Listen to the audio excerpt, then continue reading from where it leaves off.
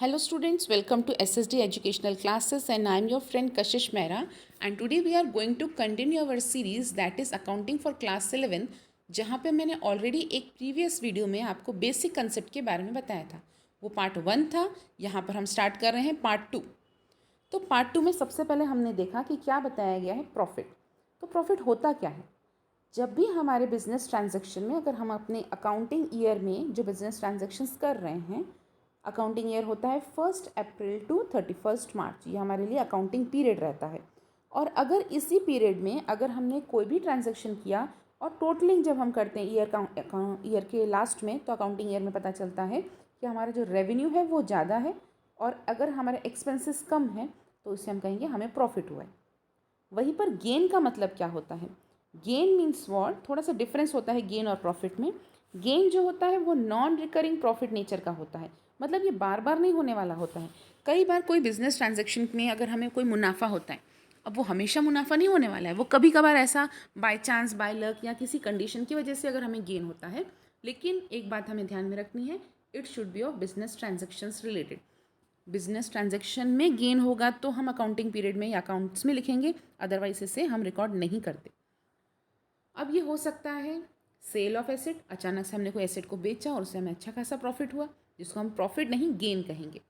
किसी की एसेट पे वैल्यू को एप्रिसिएट हो जाना, अगर हमारे पास जो एसेट है जैसे कि बिल्डिंग, तो बिल्डिंग पहले 5 लाख की थी, जो कि समय के बाद या फिर कंडीशन या डिमांड को देखते हुए बिल्डिंग की वैल्यू 10 लाख हो जाती है।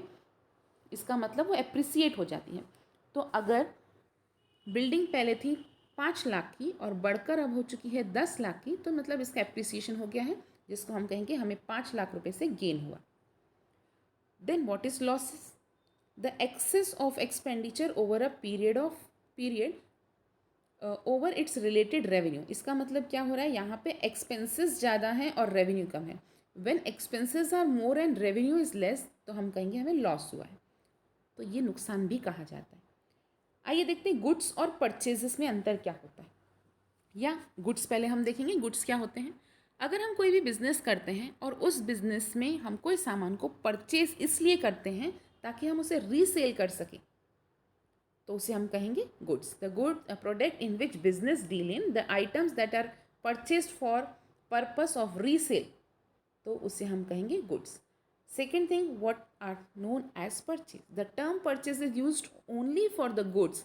अगर हम कोई सामान बेच रहे हैं, फॉर एग्जाम्पल अगर हमारा बिजनेस है फर्नीचर बेचने का, तो अगर हम फर्नीचर बेच रहे हैं तो फर्नीचर हमारे लिए गुड्स कहलाएगा। और अगर हमारा बिजनेस किसी और चीज़ का है और तब हम फर्नीचर परचेस कर रहे हैं अपने बिजनेस को स्मूथली रन करने के लिए, तो हम वो फर्नीचर बेचने के लिए नहीं कर रहे हैं, सिर्फ बिजनेस को स्मूथली रन करने के लिए कर रहे हैं, तो उसे हम गुड्स नहीं कहेंगे। वहाँ पर जो भी चीज़ हम यूज़ कर रहे हैं वो बिजनेस को सिर्फ स्मूथ रन करने के लिए कर रहे हैं। Now let's talk about the term purchase. The term purchase is use only for the goods. जो सामान हम सिर्फ बेचने के लिए कर रहे हैं और सामने वाला पर्सन हमसे परचेज करने आ रहा है, तो उसे हम कर रहे हैं कि हमने कोई गुड्स परचेज किया ताकि हम उसे रीसेल कर सकें, तो उसे हम कहेंगे purchases. In case of trading concern, it is purchase of final goods and in manufacturing concern, it is purchase of raw material. अगर हमारा बिजनेस ट्रेडिंग कंसर्न से रिलेटेड है और हम कोई सामान इसलिए परचेज ताकि हम उसको रीसेल कर सकें, तो उसे हम कहेंगे फाइनल गुड्स। और वहीं पर अगर हमारा मैन्युफैक्चरिंग कंसर्न है, मतलब हम रॉ से फिनिश में गुड में कन्वर्ट कर रहे हैं और वहाँ पे हम कोई सामान परचेज कर रहे हैं, तो वो हमारे लिए रॉ मटेरियल कहलाता है। परचेज हम कर सकते हैं क्रेडिट में या परचेज हम कर सकते हैं कैश में। तो ये दोनों तरीके से हम कर सकते हैं परचेज को, कैश में या क्रेडिट में। क्रेडिट मीन्स उधारी। परचेज रिटर्न क्या होता है? When purchase goods are return to its supplier. Supplier को हम वापस कर देते हैं, क्योंकि वो कुछ सामान कई बार ख़राब निकलते हैं, तो हम सप्लायर को जब सामान वापस कर देते हैं तो उसे हम कहते हैं परचेज रिटर्न। चलिए सुनते हैं और कुछ ऐसे नए टर्म्स, जहाँ पर हमें सबसे पहला टर्म दिख रहा है यहाँ पे, सेल्स। सेल्स मतलब क्या होता है? Sales are total revenue from the goods sold और services provided to the customer. जो भी सामान हम कस्टमर को प्रोवाइड कर रहे हैं, कोई सामान सेल कर रहे हैं, उनको बेच रहे हैं, और उससे जो हमें रेवेन्यू मिलता है उसको हम कहते हैं सेल्स। अगेन, आप सामान बेच सकते हैं कैश में या सामान बेच सकते हैं क्रेडिट में। लेकिन वहीं पे अगर वो सामने वाला पर्सन हमें सामान वापस कर रहा है किसी भी रीज़न से, जो हमने बेचा हुआ माल जब किसी भी रीज़न से वापस आता है उसे हम कहते हैं sales return. Then what is debtors? Debtors are the person, ध्यान रखें डेटर एक ऐसा पर्सन है अदर देन एंटिटी, जो एंटिटी में काम नहीं करता है, बिजनेस में काम नहीं करता है, to whom business had sold goods and services on credit. हमने जब सामान बेचा था तो हमने उधारी पे बेचा था, है ना। तो to whom business has sold goods, business ने सेल किया है और उससे पैसे अभी भी लेने बाकी हैं, तब उसे हम कहेंगे उस पर्सन को डेटर। तो फिर क्रेडिटर कौन है? जिससे हमने सामान परचेज किया है और जिसको अभी भी स्टिल टू बी पेड, जिसको अभी भी पैसे देने बाकी हैं हमको, इट मीन्स हमें उस पर्सन को पैसे देने हैं, उसको हम कहेंगे क्रेडिटर्स। कुछ कंसेप्ट और भी हैं जिसमें हम पढ़ेंगे। सबसे पहले बिल्स रिसीवेबल। अब बिल्स रिसीवेबल कब कहलाता है? क्योंकि जब हम बिल्स ऑफ एक्सचेंज करते हैं, हमारे पास एक बिल बना हुआ है और उस बिल को हमें देना है, लेकिन ऐसा होता है कि bills of exchange is bills receivable for a seller at a time of credit sales. जब हमारे पास कोई ऐसा बिल बना हुआ है और वो बिल पे लिखा हुआ है कि एक पर्सन हमें इतने इतने दिन में इतने इतने पैसे देने वाला है, तो उस बिल को जब हम रिसीव करते हैं और उसके द्वारा हम पैसे रिसीव करते हैं तो इसे हम कहते हैं बिल्स रिसीवेबल। और वहीं पे अगर हमें किसी पर्सन को ये पैसे पे करने हैं तो जो हमें पे करना है उसे हम कहेंगे बिल्स पेबल।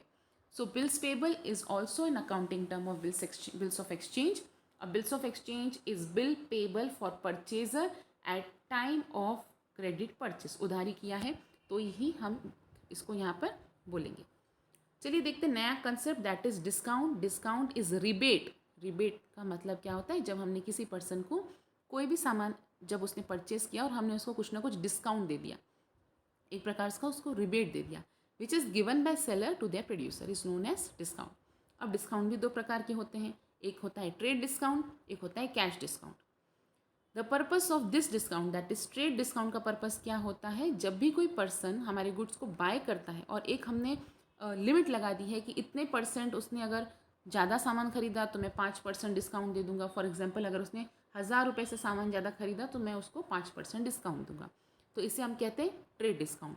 वहीं पर कैश डिस्काउंट का मतलब क्या होता है? कैश डिस्काउंट मतलब अगर वो पर्सन कैश में पेमेंट कर रहा है तो उसको डिस्काउंट मिलता है। Cash discount means the main objective is to provide the cash immediately. अगर मैंने आपको दे दिया कि अगर आप पैसे तुरंत 1000 रुपये दे रहे हैं तो मैं उसके ऊपर और 5%, मतलब मैंने आपको अगर मैंने आपको ट्रेड डिस्काउंट 50 रुपये ऑलरेडी दे दिया है तो यहाँ पर होता है आपका 950, लेकिन अगर आप 950 तुरंत पेमेंट करते हैं तो मैं 50 रुपीज़ और लेस कर दूंगी और आपको टोटल 900 देने पड़ेंगे।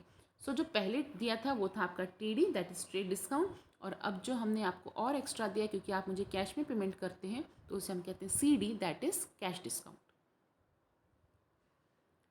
अब यहाँ पर एक चीज़ और आती है कि अकाउंट्स क्या होते हैं। अकाउंट्स का मतलब होता है refers to summarise record of relevant transaction, जो पर्टिकुलर हेड की हम कैलकुलेशन करते हैं उसको हम कहते हैं अकाउंट। इनकम क्या होता है? इनकम एक्चुअली वाइडर कंसेप्ट है जिसमें प्रॉफिट भी इंक्लूडेड रहता है। Income means increase in wealth. जब हमारे पूरे साल भर में टोटल अगर पैसा इंक्रीज होता है तो हम बोलते हैं हमारी इनकम बढ़ गई। तो इसका मतलब है over a period of time. ये लॉन्ग टर्म पे जाएगा, जहाँ पे प्रॉफिट शॉर्ट टर्म में जाता है, ये लॉन्ग टर्म में जाता है, इसलिए हम इसको इनकम बोलते हैं। Then what is the meaning of stock? The goods available with the business for a sale of a particular date. जैसे साल के अंत में हमें पता चलता है कि टोटल माल हमारे गोडाउन में कितना रखा हुआ है, तो ये जो हमारे पास माल रखा है ताकि हम उसे बाद में बेच सकें, उसे हम कहते हैं stock. Cost refer to the expenditure incurred in acquiring, manufacturing and processing goods to make it saleable. Cost का मतलब रहता है वो खर्चा जहाँ पर अगर कोई पर्सन कोई भी बिजनेस में मैन्युफैक्चरिंग का काम कर रहा है तो एक्चुअली उसको खर्चा कितना लग रहा है, तो वो खर्चा निकालना ही कॉस्ट कहलाता है।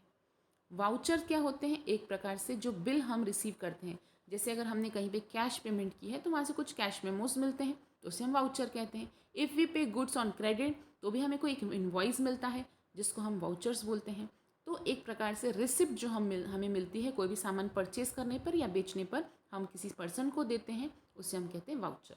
और एक लास्ट टर्म है GST, जो कई 2017 के बाद से अगर आप ये टर्म देखेंगे तो सुनने को मिलेगा, जहाँ पे हर प्रकार के टैक्स हटाने के बाद GST जो है वो लागू कर दिया गया था। तो full form of GST is goods and service tax and this is indirect tax which is levied on the supply of goods and services. जो गुड्स और सर्विसेज आप ले रहे हैं उस पर जो चार्जेस लगाए गए हैं, जो प्रकार का टैक्स लगाया गया है, उसे हम कहते हैं GST। तो यहाँ पर हमारा कंसेप्ट जो कि हमने आपको बताया बिजनेस अकाउंटिंग टर्म्स से रिलेटेड जो सारे कंसेप्ट्स थे, जो टर्म्स थे, वो मैंने आपको समझाने की ट्राई किया है। होप है स्टूडेंट्स आपको हमारा वीडियो समझ में आया होगा। अगर आपको वीडियो समझ में आए तो इस हमारे वीडियोस को लाइक कीजिए, शेयर कीजिए, और अगर कोई भी प्रॉब्लम है तो आप कमेंट बॉक्स में कमेंट कर सकते। Thank you for watching the video.